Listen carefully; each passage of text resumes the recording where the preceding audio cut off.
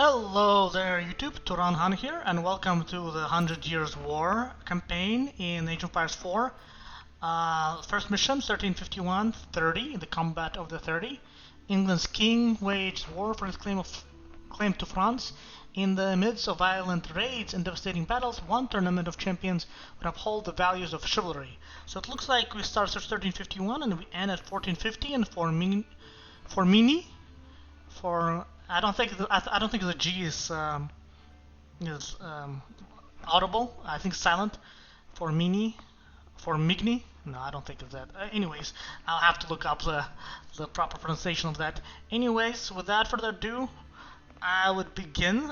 This is the last force campaign that I haven't quite done. I had a lot of work, a lot of stuff piled up. So that's why I real life, so I can get to this campaign in a while.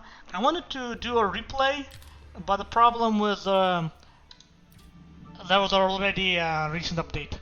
So now I have what I'm gonna do next. Whenever my brothers and I play, we usually play 4v4. This game was just a very blast to play. It was like a tug of war a lot of times. But the next time we play, both wins and losses are only ones which are like close. If the losses very quickly on where we're out macroed, where they have like 8 to 10 cannons, I'm not gonna share that because it's just the other team is just better. But if it's a close game, I'll post up a lots as well. So I'm looking because Angeldan, that's my youngest brother, and whereas Kevin Mabelle is my middle brother. Yeah, so definitely we'll be posting up going through a replay, not as I'm doing it because that's too much in one. Like that's like a caster and a player. Like my PM is bad enough already, so but replays I'm gonna be doing for sure in the future. Anyways, let's begin. Let's begin the French campaign. I'm excited. There'll be Royal Knights, Arbelatries, yeah, very powerful civilization. Let's begin.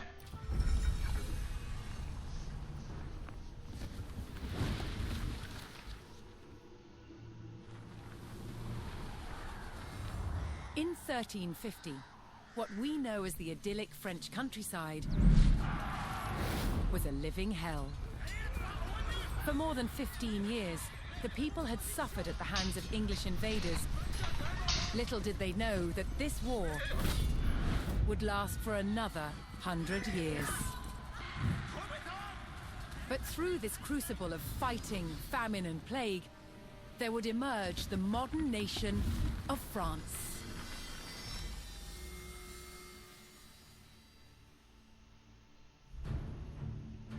England's King Edward III looked jealously across the English Channel. Wanting France for his own, he had added the fleur-de-lis, the symbol of France, to his own royal standard. This was an all-out declaration of war. And in 1337, he invaded. But France already had a king, Philippe VI. As the English burned their way across the land, Philippe's army and his legendary knights marched to meet them, and came face to face with the English longbow. A simple weapon, but the most devastating the knights had ever faced. The heroes of France fell to storms of English arrows. The war engulfed the French countryside. By 1351, the conflict was focused on Brittany. One fight stands out as a spectacular display of chivalry, and a symbol of the wider conflict between the two enemy nations.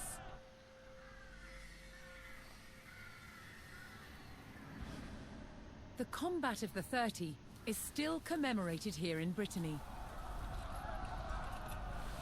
It was a dispute between two local families, supported by the opposing sides in the war. The French and English commanders decided to settle it through a trial of knightly combat.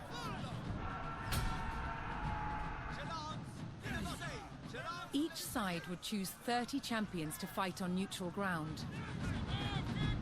France prepared to defend itself against England's finest.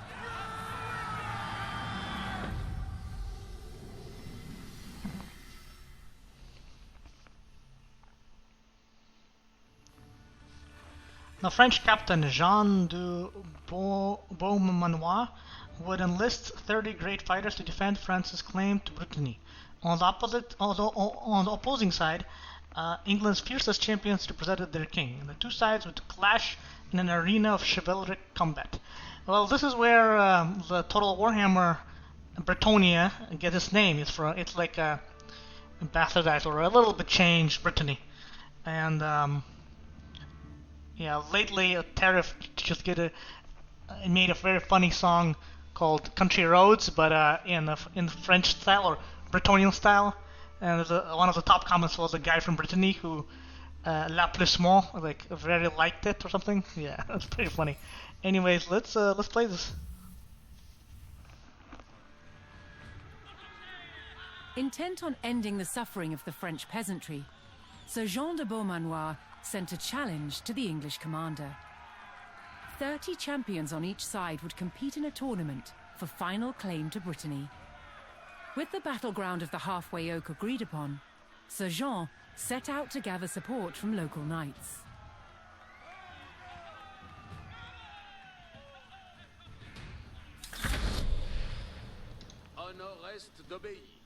Okay. As a knight himself, Sir Jean followed the strict rules of chivalry and was expected to protect the local peasantry and ensure peace. I think that might be a unique, or maybe he's just a royal knight. Alright, let's go. Yeah, I probably should have played this earlier, but looks like a simpler campaign. At least this first mission.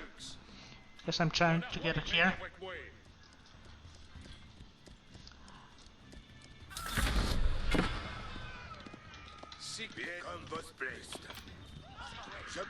Oh wow, wolves.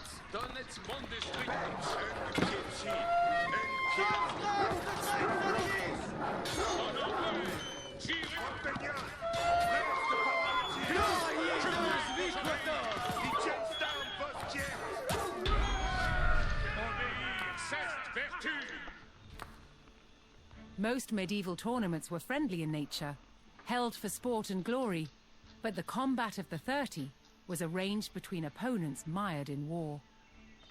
English raids had torn through the countryside of Brittany and brought great hardship to the people.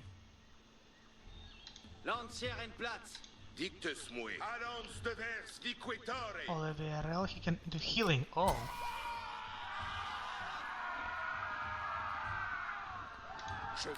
He can do range attack. Okay. That fighting the wolves reminded me of the Age of Empires 2 mission where you supposed to what's the word? Not recruit to escort Jeanne d'Arc.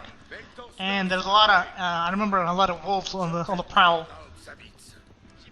I wonder what these two spearmen are going. Healing.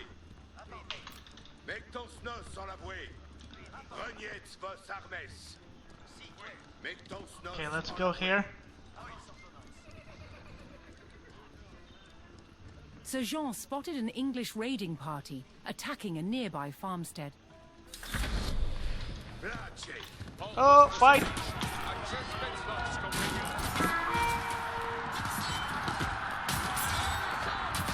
Attack speed. Oh. Thunder? It's nice that I have all...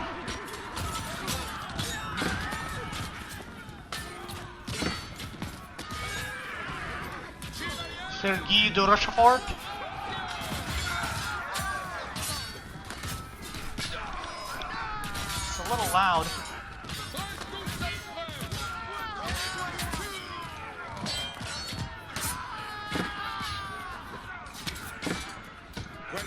men at arms.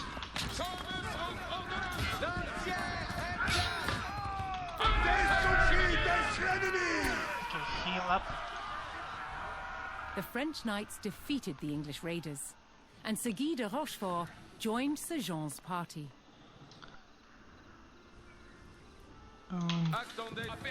Let's go down here. Get this person over here.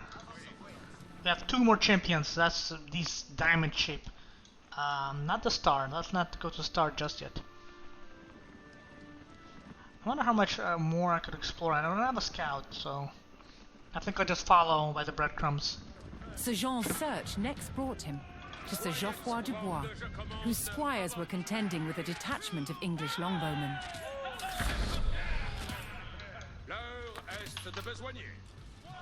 The knights would use the great speed of their war horses to charge the archers and Thunder. overwhelm them.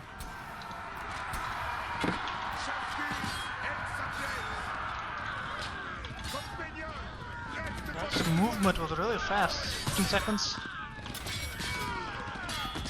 The English longbowmen fell, but the French knights knew the enemy would attempt to retake the hilltop fortification and steeled themselves for further attacks.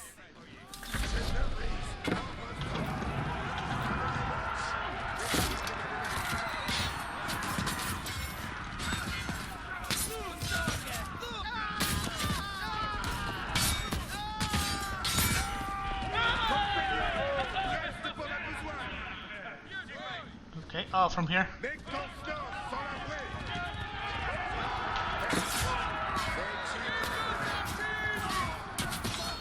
I'm just charging them, not really.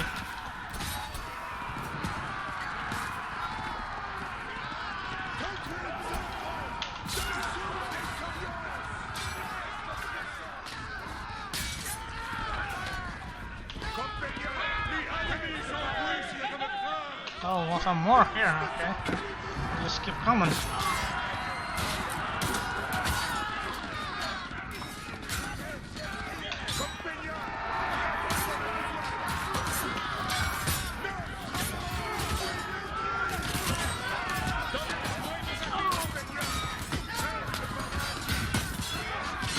Cut them down. Heal up. I'll save the other ones.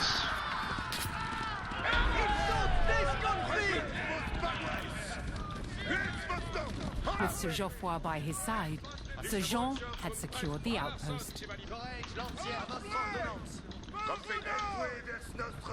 Soyez de Satantis.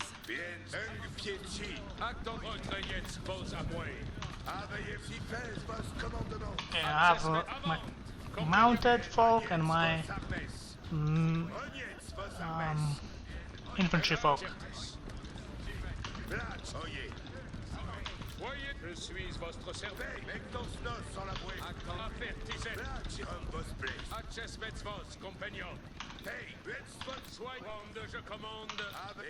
Je commande, I command. Okay, somebody on the bridge maybe? Let's go infantry first. Looking to secure his honor, a young knight held his ground on a bridge in Sir Jean's path. What, duel? Okay.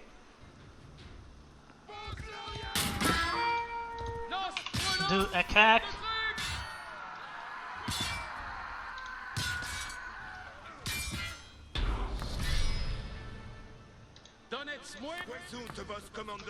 Honorably conceding defeat in the duel, Sir Yves Charel joined the cause.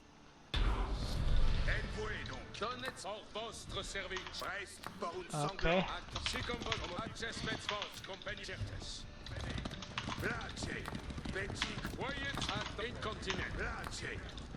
So this guy has armor. Armor up. What do you do with heal? Or is that... Okay, it's healing for everybody, not just spearmen.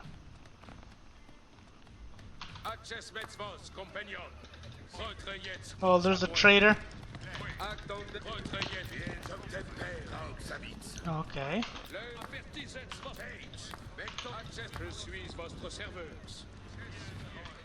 Okay, I think we're here.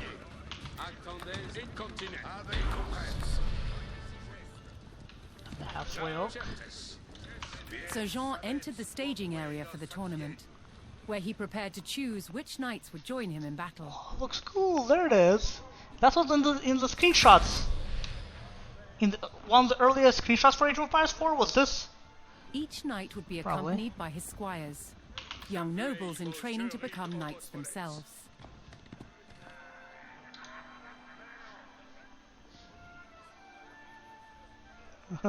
Reminds me of that Knight's Tale with the late Heath Ledger. Yeah.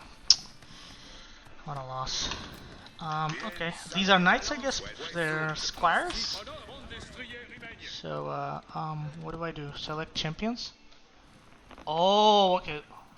Why can't I not select all of them? Only 2 champions first. So I'm trying to kind of counter what they would have.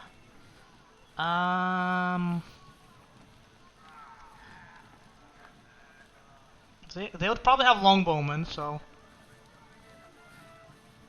getting movement and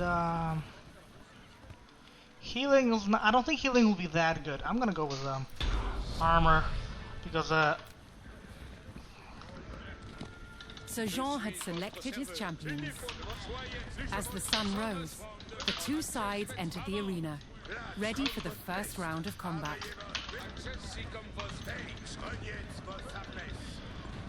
oh, they have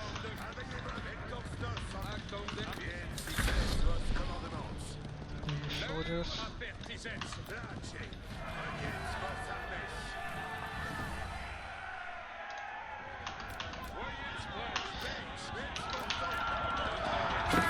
I should go around here.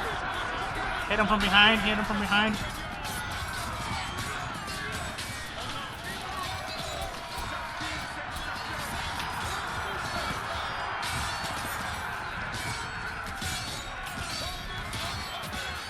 There was not as many longbowmen as I thought.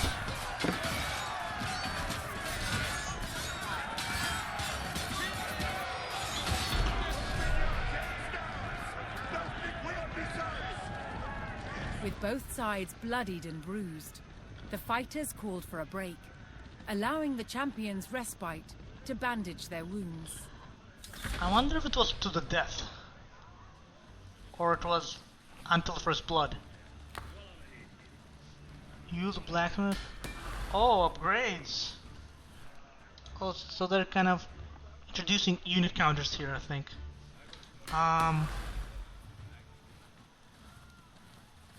much? I can only do one or the other. I'd rather have melee damage. Actually, I can do both.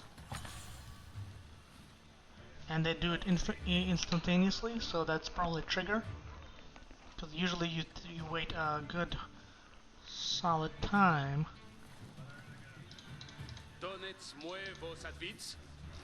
German mercenary. A little Lensnet.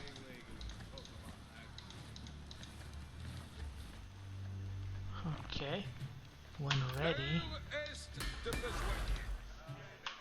Oh, okay. Well, I can't recruit anymore, so I guess I go back to the field. Refreshed and reinvigorated, the French knights returned to the arena for another round of combat.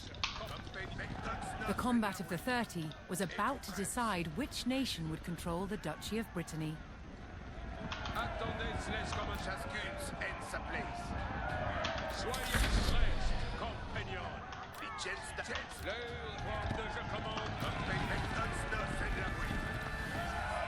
Okay, you attack them first.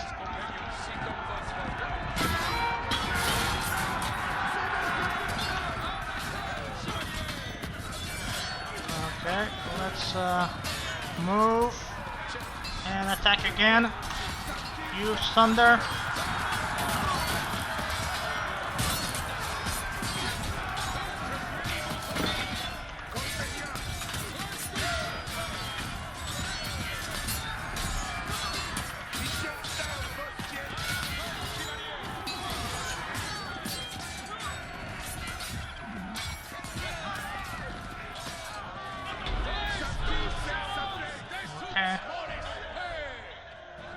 Looks like we won. So I want men at arms and cavalry. Triumphant, Sir Jean de Beaumanoir and his loyal knights claimed victory. The combat of the 30 had decided control of Brittany in favour of the French. Little did the two sides know, this was just the beginning of a bitter war that would outlive them all.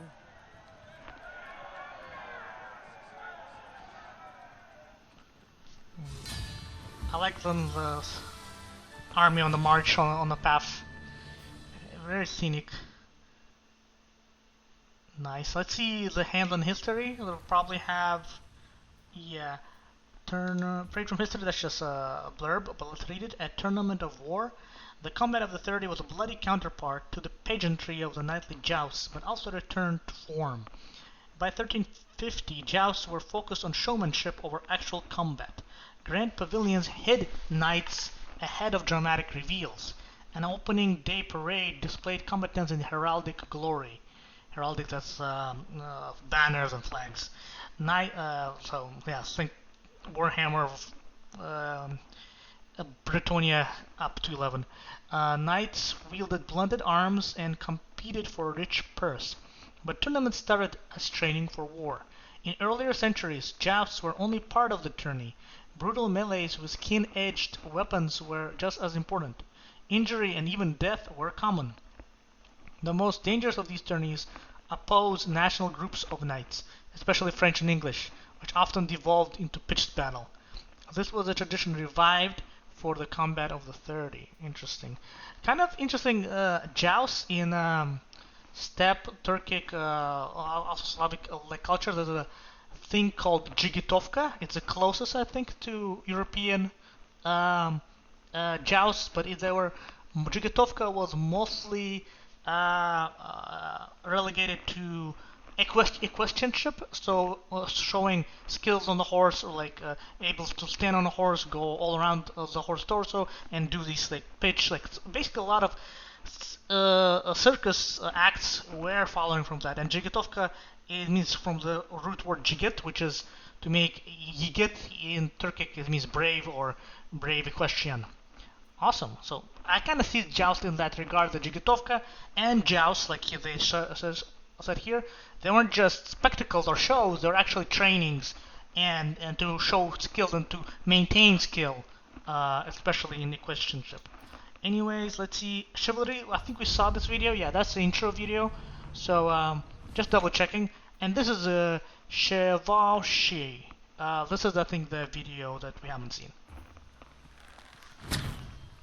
In the 100 Years' War, the English used a terror tactic, a raid through enemy territory, intended to intimidate and provoke the French into battle. It was called chevauché.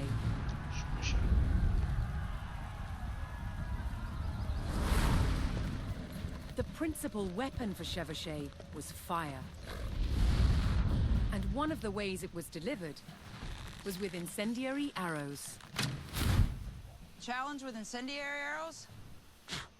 Keeping them alight. One type of incendiary arrow was fueled with gunpowder. You've got charcoal, got sulfur, and we've got saltpeter. Saltpeter is the main ingredient.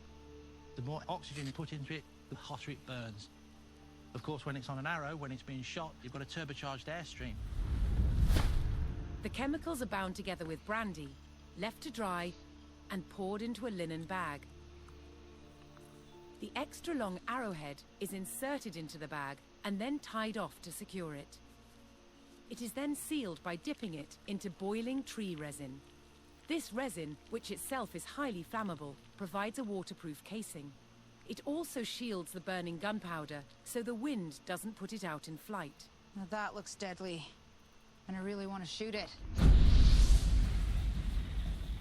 The art to shooting an incendiary arrow is timing. Too early, and it will go out. Too late, it will spit at you like a dragon.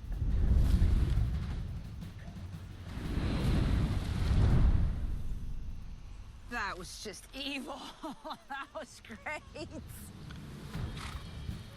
The word chevauché means horse raid, and it was mobile light horsemen who spearheaded the attacks.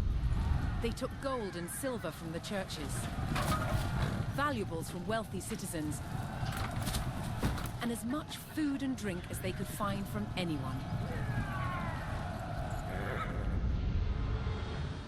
A chevauché was scorched earth warfare to create discontent amongst the enemy's subjects, perhaps even to get them to turn against their king. An army on campaign needed a decisive battle, and a chevauché was intended to taunt the enemy to come out and fight.